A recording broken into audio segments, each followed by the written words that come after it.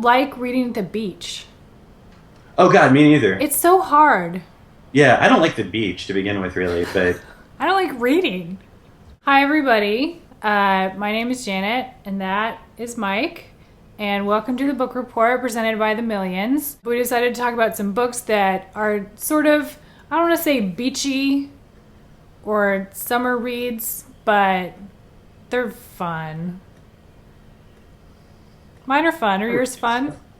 I think mine are fun. This is going to come as no surprise to anyone because his name is always listed with beach read novels. But I'm talking about Misery by Stephen King. It's a book I love. It's great. It's terrifying. And it's also a novel about really horrible things that happen to a writer. So I feel like I can relate on some level, because I write, and metaphorically I feel like a lot of my life has been having my legs broken by a metaphorical Kathy Bates. If you know what I mean. Oh, I do. Scott Pilgrim. Yeah. I love Scott Pilgrim.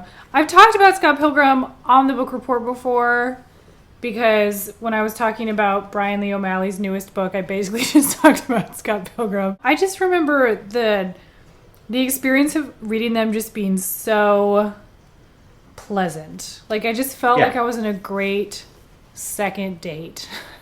Nice. With these books because they're really like sort of cozy and charming and like really sweet. They're really sweet.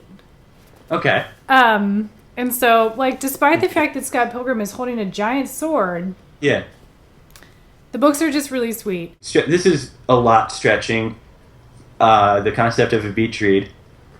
But I really love this book. It's called Class, and it is written by Paul Fussell, the late academic. A very funny and sarcastic look at class in America and how Americans seem to deny that we have a class system here.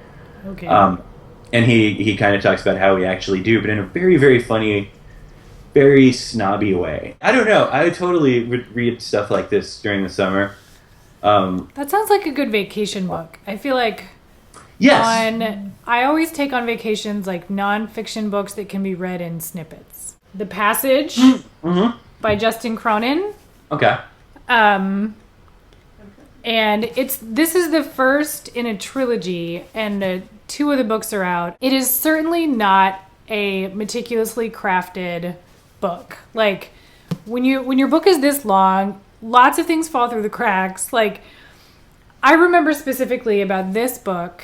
When he's introducing one of the characters, he says that her nickname is Blades, or Knives.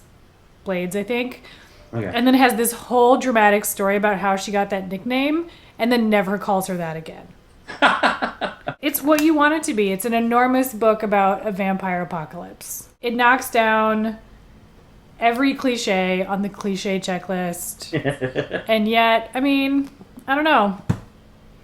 It works. Page turner. Yeah. Yeah, and when the second book came out, like, I was excited. And the second book is pretty good, too. And I'm definitely going to read the third one, you know? Sometimes this is what you need. You just need a big book about vampires. Oh, hell yeah. This is the one I'm probably going to get the most crap on Twitter for. The Bonfire of the Vanities by Tom Wolfe. You know, when I was in high school, I was an idiot, as we all are. Or maybe it was just me. And so I think if I reread it now, I would be reading it with a different perspective. And so I can't really comment on how politically correct it is, or how whether it's problematic, to use the favorite word of the internet. But I don't care because I remember it being anyway a really funny book and a really smart book about a car accident in New York that turns into a sort of huge media event and involves class and race. But I do remember it being a really funny look at hypocrisy and a sort of funny look at what I think people thought then was this age of nonstop media. 24-hour news channels were new back then. Here's a funny thing. I picked out the 3 books that I was going to talk about, and I don't remember what the third one is. So I'm just going to grab it. Mystery book? And we're both going to be surprised. All right. This is going to be good. Oh, yeah! Cocaine Blues.